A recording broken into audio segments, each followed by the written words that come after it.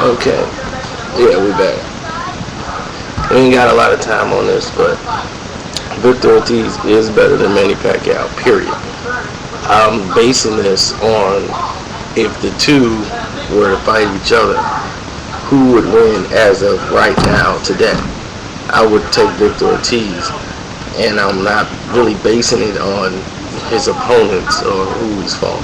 I'm basing it on styles, size, and matchup, and basically you. Pacquiao has been avoiding young, fast, athletic guys who can definitely have power. They're definitely keeping those guys away from Manny Pacquiao. I mean, it's blatantly obvious. The question that you need to be asking is, because you contradicted yourself, you just totally tore down Nate Campbell and all these other guys that they weren't the same fighters as before, but then you go to Manny Pacquiao and you said, well, you can't discredit those names. Well, you just discredit those names for Victor Ortiz. It's just like, it doesn't make any sense to me. Like, why would you give this guy credit for fighting guys that are older? I mean, he's fighting Juan Manuel Marquez again. He fought like 8 guys, three guys like 8 times. That's saying something. What about the Humberto Sotos, the Juan Guzmans, or the Zaire Rahims? What happened to those guys? Juan Diaz. Those guys were the main guys of the division. He didn't fight any of them. And when they were at the same point in their careers, Manny Pacquiao was still fighting Patels and guys like that. He wasn't fighting the elite fighters. And I can't name an elite fighter that he's beaten in his prime. The guy is... We wouldn't be talking about this guy right now if it wasn't for this recent jumping weight and this recent Alex Ariza's thing. He was at the end of his career. He was gassing out after 7, 8, 9 rounds tops. He wasn't dominating anybody. He couldn't deal with those guys. Juan Diaz would have walked him. Everybody else who could box would have walked him and painted him. They put him in there because those guys were older. They couldn't deal with his speed, and they were all flat-footed. It's the truth. It's facts. Why you think they asked for all these stipulations in the contract? Margarito was off for a year. They stick him in the ring with Margarito, who's been off for a year. He couldn't make 147 again if he killed himself. And then all of a sudden, he's struggling to make 150 when you ain't even finna make the weight yourself. Why do you think they did that? What fight? Do you think Shane Mosley would not have been finished by Victor Ortiz in that fight? If you take Pacquiao out, you put Victor Ortiz in that situation. Mosley got knocked down. You think for 1 second Victor Ortiz wouldn't have gotten him out of there? Or the fight would have looked the same way? Manny Pacquiao couldn't take control of the fight because he didn't know what to do. He doesn't know how to finish. He's only a 1-2 puncher. That's it. And all Mosley did was give him movement to get himself out of the way of those punches. So that just shows you right there the inexperience. I'm not saying Victor's young. He can only get better. You know, he's still young, so he's still growing. But at this point, I would take Victor Ortiz over Manny Pacquiao if those two were to ever fight. Because one, I think he could do whatever he wants to do with Manny Pacquiao, and I don't think Pacquiao could take his power. And I don't even have to bring up the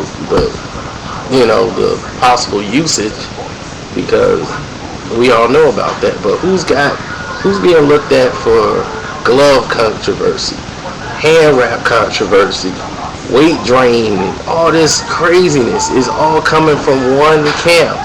So that it taints everything that he's doing because they're not stepping up to say, okay, well, this is what we're doing. It's all these different stories, and everybody has problems with changing stories. Everybody does. If someone changes a story, naturally, we'll just say, hey, somebody ain't telling the truth over there. Somebody's lying. It's not even real. So they won't even take them seriously. If somebody you know, or you get a lot of changing stories from them, when they change stories, no matter if they're telling the truth or not, it weakens the effect that they have because they're not reliable. And Pacquiao, to me, his camp is not reliable. I can't believe anything they said. So I got to judge him on the Pacquiao that I know, which is at 135 back then, when he could go 7, 8 rounds total when he wasn't throwing 1,000 punches around. The guy's throwing more punches now than he did when he was at a lighter weight. Doesn't make any sense. And I'm thinking at this point that would he have beaten Kaladi if he fought Kaladi the way they had him in the restriction? Yes. Oscar De La Hoya took that because there was a money incentive involved. If he was to come in, he had to weigh in at 145 pounds. Not too many people know that. So at the weigh-in, he weighed in at 145, not 147. Came in at 145. It was a money incentive for him. So it's a lot of stipulation that goes on behind the scenes that a lot of people don't know about. It was a money thing, and that was the only way the fight was going to be made. They wouldn't have made the fight if they didn't have those stipulations in their contracts. And what are you talking about him? He's forced to take the test. These guys are forced to take weight drain. They're forced to. You think Cotto wanted to fight? He's a champion and got to defend his title at a weight below what he wants to fight at. He protested, but because he couldn't get the money, he was probably wasn't gonna get that payday unless he fight Mayweather. Bob wasn't gonna let him go fight Floyd. So there you have it. Got to do what they say. So Victor Ortiz, you saying the only one he got is Pacquiao Mayweather? That's true, but then they can go make money elsewhere. But Pacquiao can't keep doing that for long. You think people are gonna really keep packing the stands to see that? Unless he step up and fight one of these guys. And Mayweather can go fight anybody and make money. True, but not true. Because if he fought Paulie Spadafora, people have been at his head. Who's Manny gonna fight? Who could he fight to generate pay-per-view sales? They need two, and it takes two. Don't always think it just takes one. It takes two. It takes another fighter that the crowd is really gonna say, all right, I want to see this fight. If Manny fought Amir Khan, then yeah, okay. That'll be a fight the public would buy because they wanted to see it. But I think Victor Ortiz would beat Amir Khan. But Amir Khan seems to always have his way with Manny Pacquiao in sparring. So I guess I'm crazy for thinking that as well. Then you're going to say, well, what does Amir Khan does that can make you think he's better than Manny Pacquiao? What has Manny Pacquiao done? He fought Margarito, Mosley. Then who was that? Kaladi, or was it Cotto first or whatever? But yeah, I think probably it was Cotto.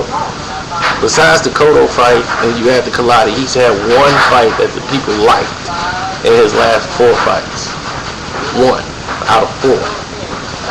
The other fights, people didn't care for him. So you answer that. What's spectacular? Did he look spectacular against Kaladi? No. Did he really look spectacular against Margarito? And Margarito was a punching man. No, he got hurt in that fight. That was the only thing that brought some excitement to it, that he got hurt. In the Mosley fight, well, we saw that. They was going to dump it all on Mosley, but the truth is, Pacquiao didn't look good in that fight. He blamed his legs. So you can take it for what it is. That's exactly it. Clear as form. I'm not really going off resumes of records of who they fought. I'm looking at size, skill, youth, and if they put those two in the ring, Victor Ortiz would beat him. And that's how I feel Victor is better right now than these guys.